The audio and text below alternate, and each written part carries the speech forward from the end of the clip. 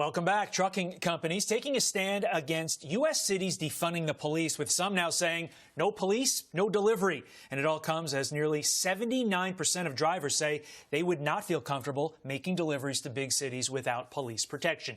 Here with more is the co-owner of JKC Trucking, Mike Kucharski. Mike, thanks for taking the time. Why did you decide to take this step? Thank you for having me on the show.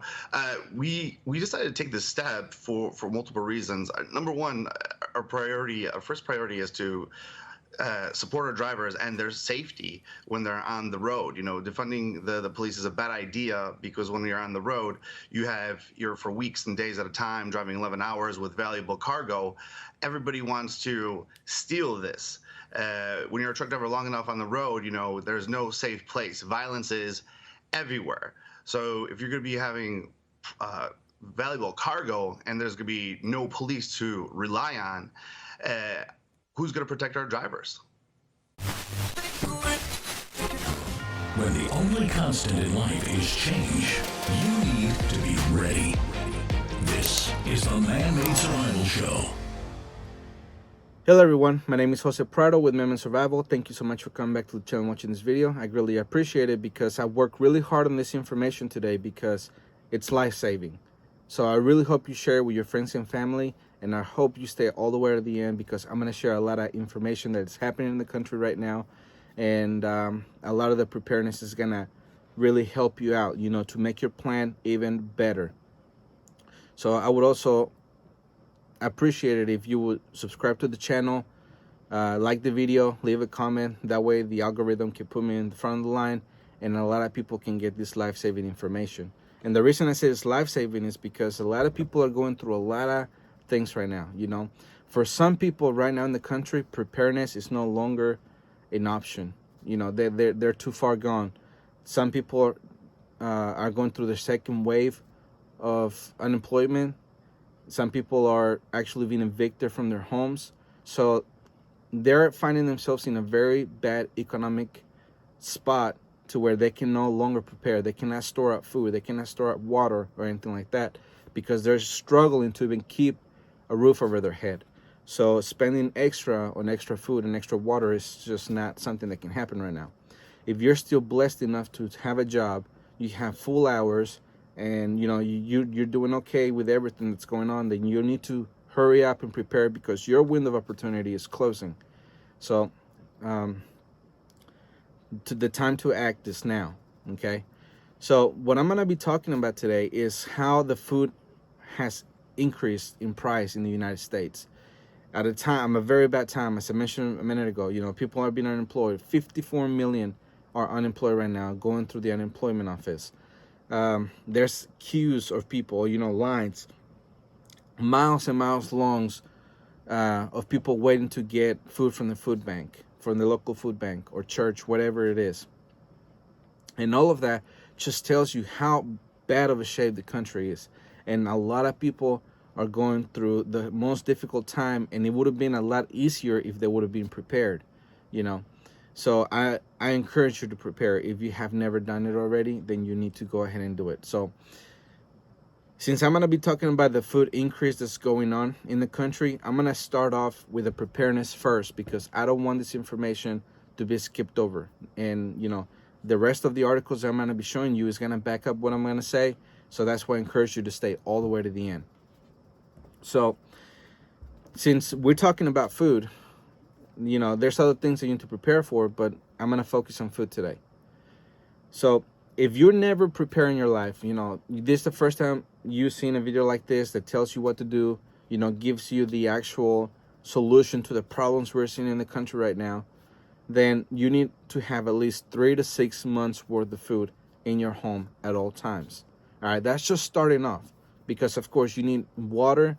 You need communications, you need first aid, you need a gun, you need the ammo, you need a bug out bag, you know, you need a bunch of other things.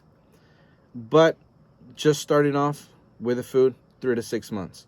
After you do that, then you need to increase it to about a year. And after that, you need to try to reach 2 years as fast as you can. You know, some people can do it all at once because they have the finances to do it. You know, someone like me that, you know, is very limited on finances, then we go little by little. and a little goes a long way, and before you know it, you have the 2 years worth of food in your home. Now, after you acquire the 2 years of food, then you need to come back up, or back it up and get seeds. All right, and then you need to learn how to grow the food, because growing seeds and growing food from scratch, it's actually there's a learning curve that goes with it, and it's very important for you to learn it, because if you don't know how to do it, you're gonna have crop failure, and if you don't have enough food stored up, then that's gonna put you in a very bad spot very quickly. And some people don't know this, but actually, when you're growing something from the ground, it takes about 100 days before you start seeing anything being produced. So it would take about 3 to 4 months, depending on what you're planting. It's when you can expect to start to see the vegetables or the fruit, whatever it is that's starting to come out of those plants. So that's why you have to plan for that. All right. So with that goes the learning. You're gonna need the tools. You're gonna make sure your soil is right. You gotta have the space for it, and you gotta have plenty of water, because plants, they need a lot of water in order for them to be able to grow and produce a lot of crops. All right. Now, once you take care of that, then you need to move to livestock. Of course, if you have the space, you can farm chickens. You can have rabbits. You can have ducks. You can have goats. You can have cattle. There's a bunch of other things that you can have. It all depends on what you prefer, how big the space you have, and what your budget is. So that's the steps. First, stock up all the food you can. Then learn to grow your own food. Then have your own livestock. All right. So I want to give you a little story real quick on the chickens. All right. I got 3 waves of chickens. 3 waves of chickens. The first wave, I got it in March. The second in April, and the third in May. All right. So the first wave is now just getting old enough to start laying eggs. So typically, chickens take about 18 weeks to start laying eggs. In my case, the first wave, they started laying eggs at 20 weeks.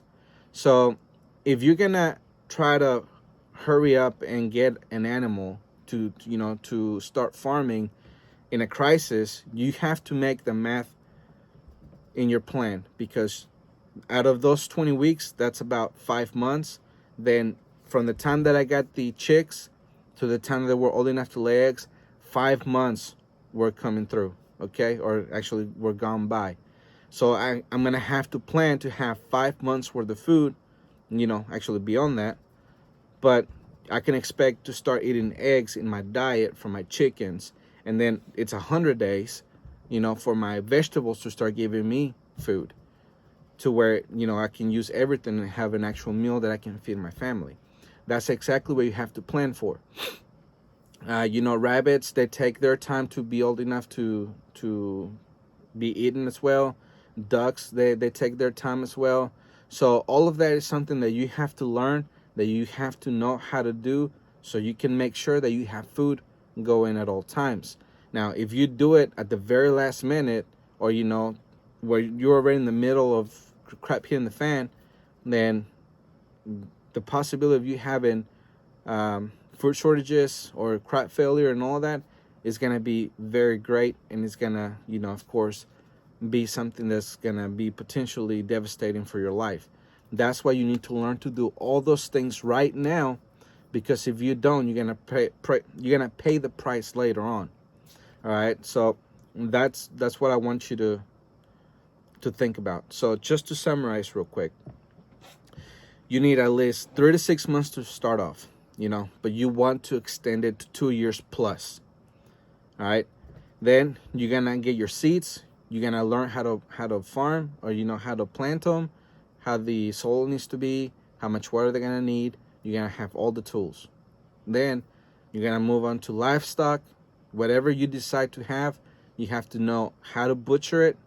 You gotta know how long it's gonna be before they start producing whatever it is that you want from them, and that you have the actual food and water to actually feed them too, because that's something that you have to consider as well, on how much food you're going to need for them. All right, so another thing that I want you to think about is that you only need to eat your stored up food whenever you're not able to grow your own vegetables. All right, when, for example, winter, if you live in the north and it gets, brutal winters to where you cannot grow anything, then that's when you eat your stock. Once summer comes around, or spring, then you're able to plant your seeds, then you go back and eat, you live off of that. And then when winter comes back around, then you repeat the cycle over and over. That's how ideally you want to do it. So that's the reason you need to plan for when you have crop failures, or when you are successful. When you have all the produce from your plants, then you're gonna want to can it, or preserve it some way, so you can have even more food that's gonna last you even longer. And have all the nutrition you're gonna need, and you and your family are gonna be strong compared to everybody else. All right, so that's what I want you to think about. Now, I'm gonna give you the first headline, and we're gonna be talking about the condition of the country and how some people are seeing, finding themselves in a situation right now, and all the food increase in price that we're experiencing as a country. All right, here's my first headline. Many Americans are not prepared to deal with depression-level living. The lack of planning by society will make this a reality if it is allowed. What will you do when everything you have worked a lifetime for is suddenly taken away? This from my72.news.blog. The forces are mounting that will eventually overwhelm most Americans and send their standard of living to unknown depths. Americans have only known the post-World War II prosperity, are ill-equipped and educated to deal with depression-level living. Easy credit and instant gratification have created a nation of whining, self-absorbed, entitled-minded people with no moral or mental toughness. When the collapse happens, it will all fall back onto you to take responsibility for your family and take care of them for the duration. To do that, you need to plan now for that eventuality and build up the resources you will need to provide food, shelter, clothing, and security when the system fails to do it for you. You need to be Noah on his ark, not the people watching as he floated away. Having resources stored up is a must, but it may not get you all the way through if the situation lasts for many years. Even with proper planning, the days ahead will not be easy, as the standard of living of society will fall substantially to levels only seen in failed third world countries. All right, so the point that the person makes in this article it's a good one, because there's a lot of people who have lived a certain lifestyle and they have the faith on the system. All right, that's the reason a lot of people do not prepare, because they know that whenever they want something, they just drive to the grocery store, they pick it up and bring it home. But one of the things that these people have not really paid attention to is that the price of food is actually increasing. And in some of the items, the companies are getting smart about, because, for example, if you pay $5 for cereal, right, and that cereal gives you 40 ounces, what they're doing now is that you're still paying $5, but instead of getting 40 ounces, now you're getting 32 ounces, all right? So some people do not pay attention to that, because the size of the bag is the same, but what's inside the bag is lower. So to them, since they're not paying attention, they're not seeing that problem, but they're actually getting less food for their money. Now, in other products like eggs, beef, and such, where they cannot pull the same trick, they're actually seeing the price increase, because we're seeing that in a lot of the produce that we're seeing at the grocery store. Eggs have increased, beef has increased a lot. And by some estimations, it's even going to get even worse by the end of the year. Since the farmers are having a really difficult time, which is what we're going to be talking about.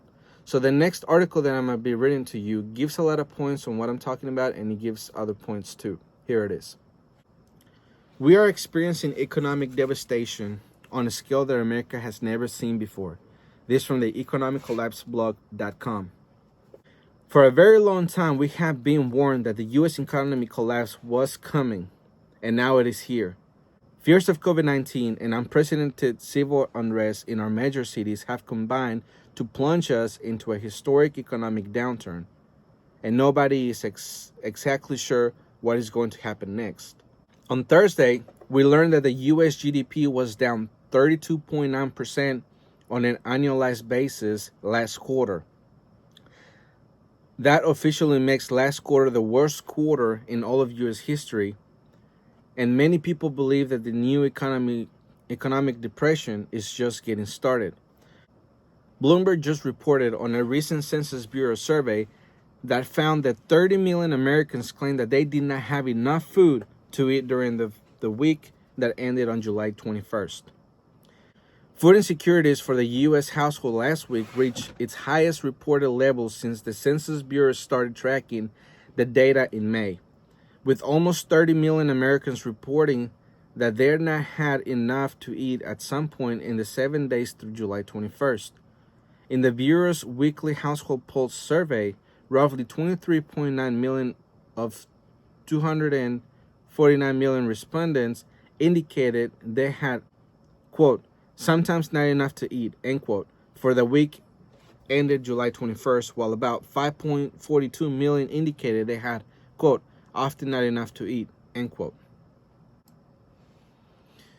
So a lot of Americans are finding themselves in a position they were never before, and on the pretty much with the devastation that we're seeing is in the major cities, because those were the first ones that got the lockdown orders. They got everything, shut down or regulated. So since they cannot go to work the same way they used to before the pandemic, people have lost hours. They have lost their positions. The owners of the companies or the restaurants, whatever, they got the PPP loan, and since they have been running out of money, they finally are laid off. So it's just a whole bunch of things going on all at once. But it all boils down to they cannot even feed their own family. They believe they don't have enough to eat, and some of them went without even eating a few days. Now, that's something that, even though we have seen in the United States, we have not seen it to these kind of levels, right? So that's why some people say that we're seeing a third world problem in the United States. If everyone in the United States was a prepper, right, and everybody had 2 years worth of food in their pantries, this would not be a problem. But sadly, many of us, we take care of other things before we take care of our food and our water and everything. If we would have had the priority of actually having savings and not spending, our tax returns on cell phones or new cars or whatever that it is that people buy, because we've seen in the internet, we've seen the memes. People buy stupid stuff all the time with their income tax return. Some people actually bought a lot of stuff they didn't need when they got their stimulus check. And since they were getting more money on unemployment, the extra $600 on top of what this state gave, then the company saw an increase on profits, like Amazon and stuff like that, because a lot of people bought a lot of stuff that they didn't need, or since they had the money for it now they took the opportunity and they bought those things. I remember one of the articles that came out at the beginning of the stimulus giveaway was that people were buying the expensive headphones on Amazon. So that was something that people were pointing out, that maybe giving out the money was not really necessary for some Americans. And, there was debate back and forth. But the point is that instead of people preparing for something that could potentially save their life in the future, they just rather spend it on something that they want right now. All right, so that's why it's important for you to prepare for whatever it is.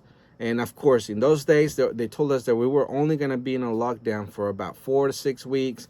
And after that, we were going to defeat this virus and we were going to go back to normal. We were going to leave the virus in the dust, and we were going to be okay. But now, 5, 6, 7 months later, we're in a worse situation than we were when we first started. And people are seeing the second wave of lockdowns. And now that they've seen the second wave of lockdowns, they're having to go back into the unemployment line trying to get in, receive unemployment again, and the states are becoming broke. So the whole unemployment thing is my next headline. Here it is. Food prices rise to dangerous levels as the second wave of layoffs hit the U.S. economy. This also from the economiccollapseblog.com. You may have noticed that food prices have started to go up very aggressively.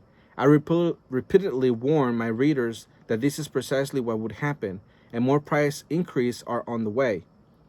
Over the past several months, we have seen a large number of food production facilities close down temporarily.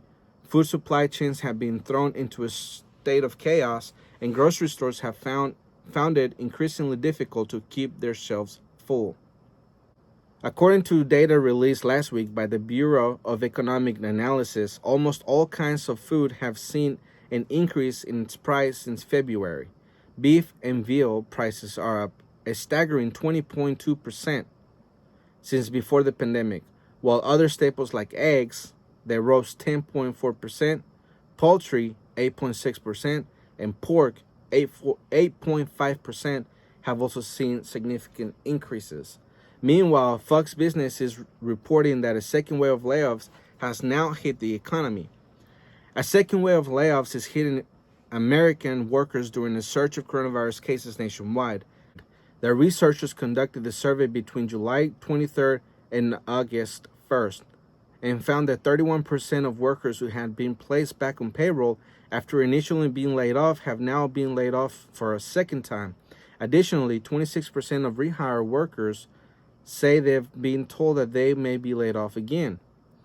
So what that means is that at the exact same time that food prices are skyrocketing, countless Americans find themselves out of work and no longer have paychecks coming in. Meanwhile, nearly 1/3 of China has been impacted by severe flooding, and that is having a dramatic effect on crop productions over there.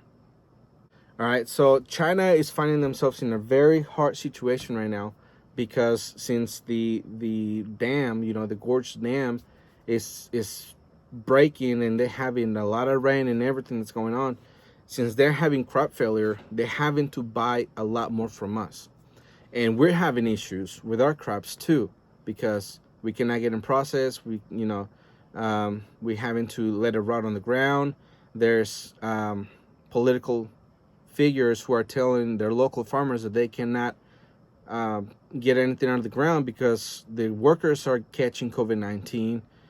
There's just a bunch of things going on at once with the farmers, and China is coming in to buy more from us, even though they were supposed to because of the trade deal. But the point is that since they're getting more of our food, that means that we have less food for ourselves. And, China's not the only ones we export to. We export to other countries as well. So, of course, that's going to create more stress on the system. Now, I have been saying for a while now, from the early days of this podcast, I have been warning people that farmers are warning everyone else that they're having a very difficult time. Now, before the pandemic started, they were saying that the weather was a big factor because it was cold and rainy. For the states that got the cold snaps, they had a bunch of snow. That meant that they could not harvest anything. The other states that got a bunch of water, rain coming through, they flooded all the fields, and they were, they pretty much rotted all the harvest that they had. So in those days, before the pandemic, last year, there were 2 million tons under the goal that they wanted. That was before the pandemic. Now, with everything that's been going on, the restaurants are closed. The officials, the political figures, they're telling them to shut down because the workers are getting COVID-19. They're being told that they cannot bring foreign workers so they can help them pick everything. So now, on top of that, is making this a lot worse. Now, we're going into the winter, and if what has been happening in other parts of the world, like Argentina, where they're getting 5, 6, 7 feet of snow, it's kind of like a clue what's going to be happening in the United States for this winter, then that's going to give a bigger problem to the farmers. All right, that's something that we have to consider. They had problems last year during 2019's winter. They're having problems right now during the summer of 2020 because of the pandemic and what the politicians are doing. What's going to look like this coming winter when it looks like it's going to be a really cold winter in those states that grow our food. That's why you must get prepared with everything that you can right now. If you're still blessed with your job, you still have a regular paycheck coming in, then you need to go ahead and prepare, because you still have a small window of opportunity. But once that window closes on you too, as it has closed for other citizens throughout the country. So that's why it's important for you to prepare. And I cannot say that enough, right? You need to have at least 2 years worth of food. You need to have your seeds. You need to have your livestock. And you have to have a way to feed all of them, to water all of them, and to be able to keep your family fed. All right, that's why you need to take care of that right now. So getting back to what the farmers are having a very big trouble, right? In those days, they were set in 2019, they were setting records on foreclosures, and people were not really worried about it because we have a lot of farmers in the United States. So they were like, just a record number did file for bankruptcy, but we still have all these many. Well, now the whole bankruptcy thing has had another wave in 2020 because of what COVID-19 response has been doing to everybody. Here's what the headline says. Farmageddon continues as bankruptcies rise 8%. This from Zero Hedge. The American Farm Bureau Federation released a new report Tuesday, August 4th, showing farm bankruptcies continue to increase. AFBF found bankruptcies rose 8% over the last 12 months, from June 2019 to June 2020.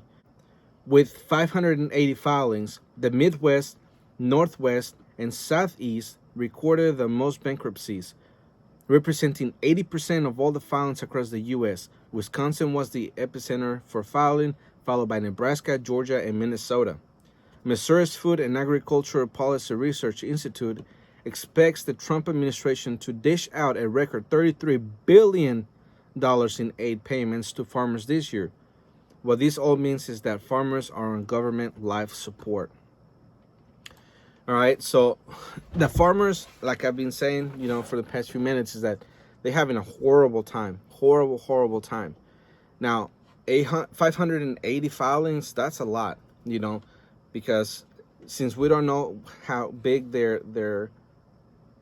share on putting out crops is, you can still say that all of that is lost. It could be 100 acres, it could be 1,000 acres. We're not 100% sure how much it was, but you can rest assured that that's just going to put even more stress on the supply chain. That's why you need to be prepared for that to happen.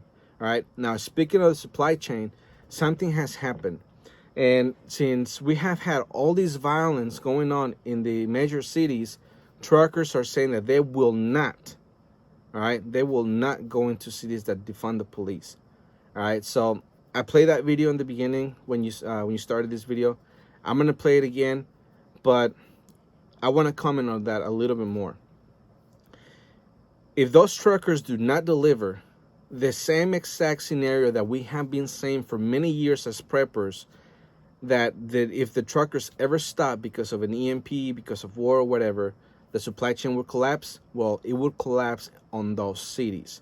Now, if they're having a lot of riots and a lot of things going on right now, then they would have an even bigger devastation going for them. Okay? So, of course, if that was ever to happen, two things I believe would probably happen. One, the government would make them go in there and deliver. Or two, they would get the some type of chain going on with the national reserves to where they would bring food into the cities. Now, it would be heavily armed escorts that would bring back and forth the drivers, but the point is that it can go to that direction. It's not like there's no options if that happens. The government is going to have to do something about it, because it will be devastating for their cities and surrounding areas. All right, so that's the reason why it's very important that they don't stop delivering anywhere. You know, it doesn't matter how rural you are or how big of a city you live in. The truckers are the lifeline of this country. All right, here's that video. Trucking companies taking a stand against U.S. cities defunding the police, with some now saying no police, no delivery. And it all comes as nearly 79% of drivers say they would not feel comfortable making deliveries to big cities without police protection. Here with more is the co-owner of JKC Trucking, Mike Kucharski. Mike, thanks for taking the time. Why did you decide to take this step? Thank you for having me on the show. We decided to take this step for multiple reasons. Number one, our first priority is to support our drivers and their safety when they're on the road. You know, defunding the police is a bad idea because when you're on the road, you're for weeks and days at a time driving 11 hours with valuable cargo. Everybody wants to steal this. When you're a truck driver long enough on the road, you know, there's no safe place. Violence is everywhere. So if you're going to be having valuable cargo and there's going to be no police to rely on, who's going to protect our drivers? Yeah, you can see on this list of top dangerous jobs here in the U.S. Number 2, driver, sales worker, and truck driver. Number 1, transportation and material moving occupations. Those seems like they are somewhat connected. But Mike, how is this going to impact your business? It's going to impact my business tremendously because the states. So for a couple of reasons, the states that are going to defund the police, we're not going to go to because we're going to try to avoid those states for safety reasons. But another issue that I'm seeing in the future is I have cargo insurance, liability insurance, physical damage insurance, and I'm very curious when I renew my contracts at the end of the year, if there's going to be language, if I'm going to even have coverage going into these places. Right now, I have coverage going through all over domestically. I don't have coverage. It's going to have something like you have to get special coverage for Canada or Mexico, or you might have to buy, you know, special riders for this on top of hoping that everything be okay in transit and there will be no issues. All right, so with that, I want to end this show. I hope you got a lot of useful information. I hope what I shared with you at the beginning, you know, for the things to consider about how much food you need, the reasons you need seeds, you know, how long of a timeline from the time you plant the seed to where it actually is giving you produce. You know, you put it in your plan. The same thing with your livestock. If you get chickens from babies, from being chicks, and they take about 5 months, like it happened with me, before they lay any eggs, then you need to put that into consideration. All of that. That would be what your plan would have to evolve around. All right. And for the possibility of crop failure during the summer and the possibility of you not being able to plant anything during the winter. All right, so again, prepare as much as you can until you cannot prepare anymore. Whatever you're going to have with you when things actually break down for you and for the rest of the country, it's what's going to be available for you to survive. All right, so anyways, please share this podcast with your friends and family. Start the conversation with them. I want to remind you about my book, Preppers Secrete Cache. You can go to www.prepperssecretecache.com, or you can just click the link below. The book is absolutely free. All we need your help is with shipping. And also I want to remind you about the store, MedmanSurvivalStore.com. We have the bug out bags there. We have EMP shields. We have EMP box. We have the nuclear devastation box, you know, or nuclear strike. We have the food buckets. We have everything you're going to need in order for you and your family to survive. So I encourage you to go on there and check it out. Again, it's MedmanSurvivalStore.com. So anyways, with that, I'm going to leave you. Please check out the other videos because all that information pretty much is connected to the same goal, for you to be prepared and to be always ready. The Man-Made Survival Show.